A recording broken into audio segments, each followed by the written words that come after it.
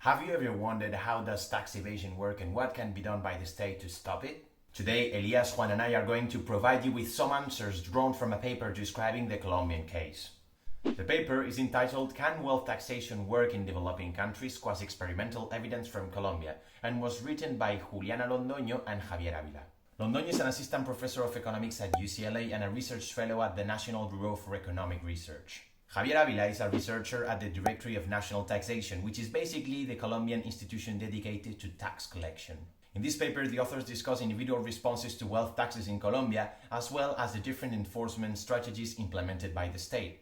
The main goal of our presentation is to present, explain, and discuss Londoño and Ávila-Mahecha's paper. Our presentation will be divided in three main sections. First, we'll analyze the behavioral responses to wealth taxation in Colombia. Then we'll present the different responses to wealth tax enforcement in this Latin American country. And last but not least, we'll discuss the core findings of this paper and will provide relevant comparative insights. This paper provides quasi-experimental evidence on how individuals respond both to wealth taxation and wealth tax enforcement. There are two main data sources. First, there is tax records from the Colombian Tax Authority with information about effective tax rates, income filings, reported wealth and the like. And there is leaked information from tax havens, most notably the Panama Papers, with information about offshore evasion and offshore corporate entities. Before diving into our presentation, it is important to understand how the wealth taxation system works in Colombia. In this Latin American country, the wealth tax has existed intermittently since 1935. However, since 2018, it only applies to individuals with a net worth of 5 billion pesos or more and with a 1% rate on that basis. Prior to that date, the wealth tax also applied to corporations. It is important to highlight that the authors mainly focus on the 2010 tax reform, as it is probably the most ambitious one in terms of tax rates applied to wealth, going from 1% to 6% of the declared wealth.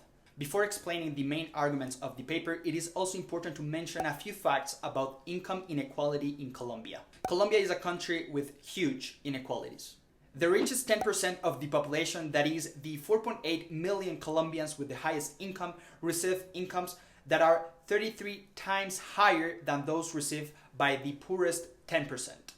It is also important to highlight that the gap between rich and poor widens during economic crises such as the one we're currently experiencing. To illustrate this from another perspective, the following graph, which is based from La Gran Encuesta de Hogares of 2017, shows the distribution of monthly income per worker in Colombia. The information indicates that the worker who is in the 90th percentile has a monthly income of just over 3 million pesos. In other words, only 10% of workers earn more than this figure. Finally, workers on the top 1% receive a little over 12 million pesos per month, while the ultra-rich have higher income of 525 million pesos per month. In addition, as shown in the graph, Colombia has the second highest Gini coefficient in the region. If we take into account that Latin America is one of the regions with the highest income inequalities, we can say, according to data, that Colombia is one of the most unequal countries in the world.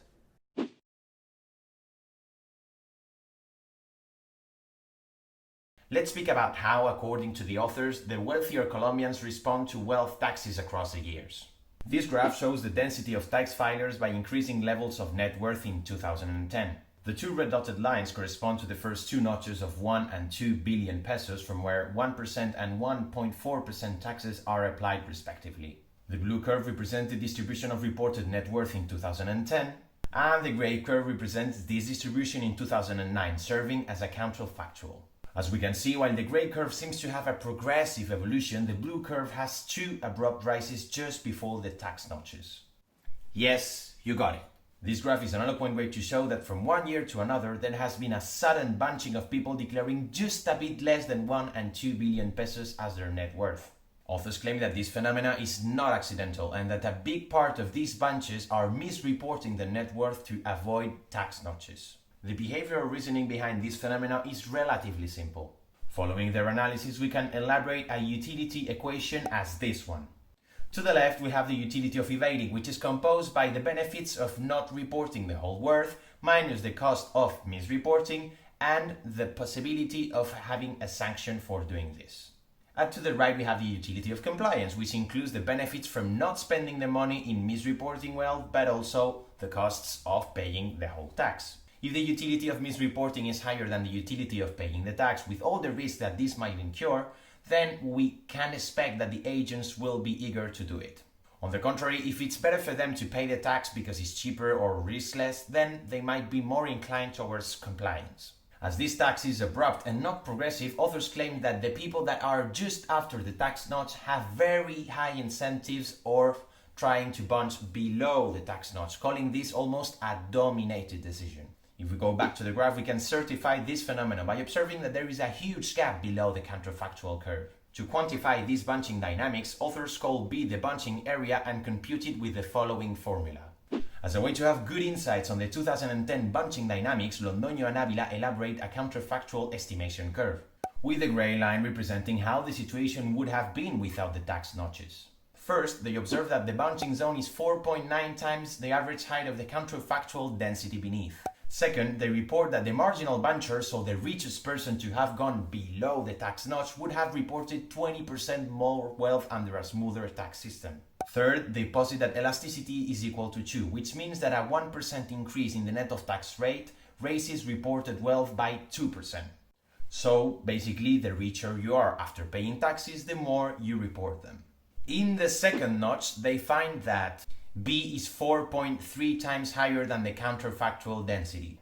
The marginal buncher would have reported 9% under the counterfactual system. And elasticity is equal to 1.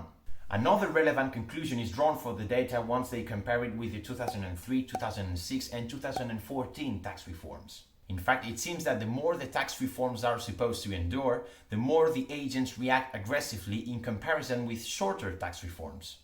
As an example, the 2014 tax reform that wanted to raise 0.125% of the wealth of richer people for 4 years had similar levels of impact than the 2010 tax that wanted to raise 1% of their income, but just for 1 year. Basically, we see that when the reform lasts several years, the agents have more time to react against it and then react more aggressively, kind of proposing that it is better maybe to put a reform in a shorter period of time with more aggressive tax levels.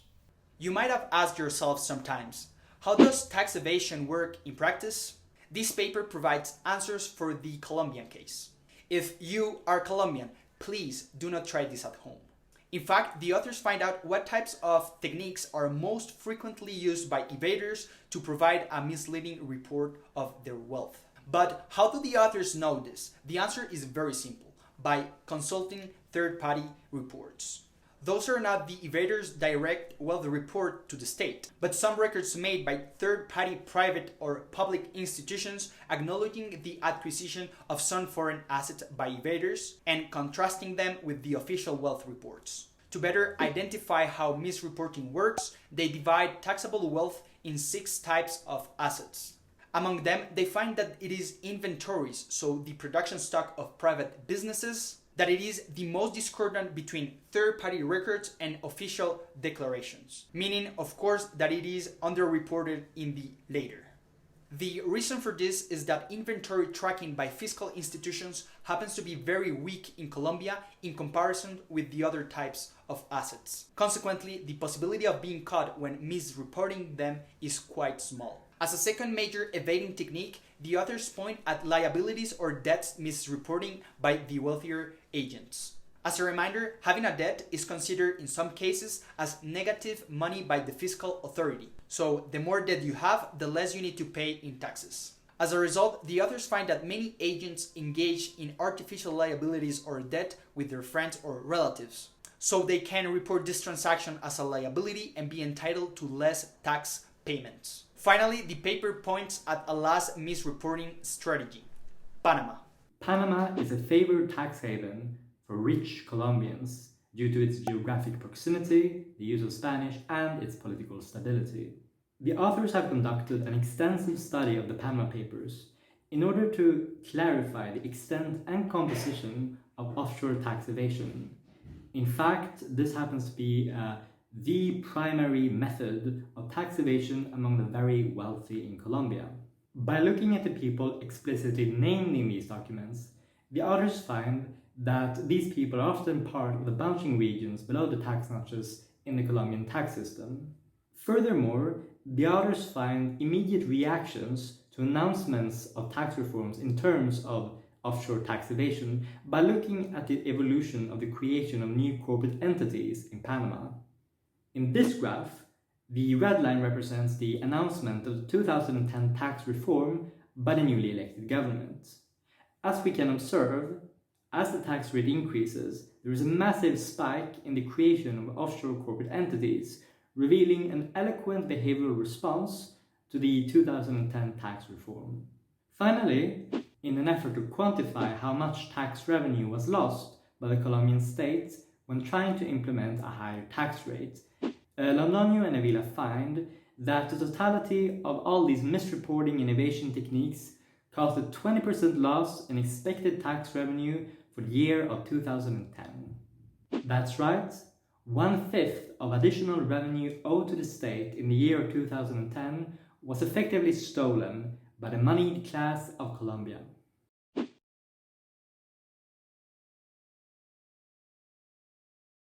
Now let's look at how the same group of people responds to changes in the enforcement environment. Every state has various methods at its disposal to fight tax evasion. What methods are more effective? In the last decade, there have been 3 major changes in the tax enforcement environment. They are the implementation of a voluntary disclosure scheme, the leak of Panama Papers, as discussed earlier, and the criminalization of tax evasion. In tax policy, the idea of voluntary disclosure is that you make it possible for tax evaders to legally disclose wealth they had previously hidden in violation of tax law without facing either criminal charges or punishments or penalties.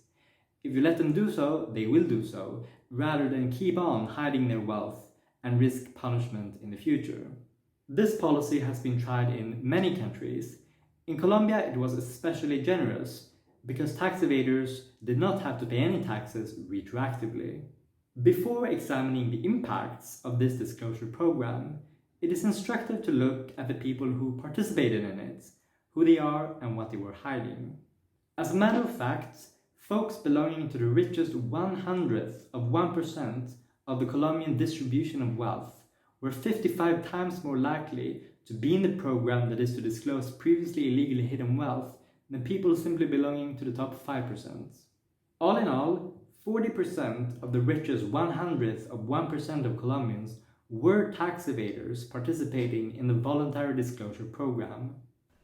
Now let's turn to the impacts of this policy. Did the Colombian state collect more taxes as a result of voluntary disclosure? In the paper, the authors show changes in reported wealth using a regression model, with reported wealth as the dependent variable and a dummy variable for disclosures as opposed to non-disclosures. This graph shows the changes in the coefficient of the dummy variable for different levels of wealth. As you can see, it's interesting to note how dominant foreign assets are in the hidden wealth of Colombian tax evaders. The second major change in enforcement environment is something we've already seen, the Panama Papers.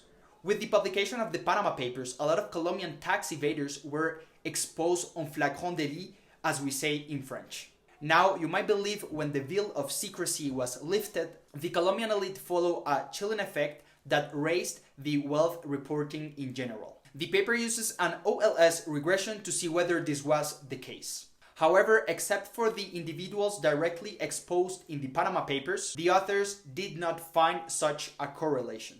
The last enforcement method implemented in Colombia was the criminalization of tax evasion. This means that tax evaders can be prosecuted and receive prison sentences for up to 9 years. As it's been said, we can disregard the role of Panama Papers as this just only concerned a bunch of individuals. This leaves us with the voluntary disclosure schemes of 2014 and the criminalization laws of 2017. The authors show that after 2014, the effective tax rate only increases by less than a half percentage point. However, after 2017, the effective tax rate increased by well over a percentage point. This might be either in reaction to criminalization or an effect of procrastination. The paper doesn't really decompose those two effects, and more research needs to be done to find the proper effect of criminalization laws against tax evasion.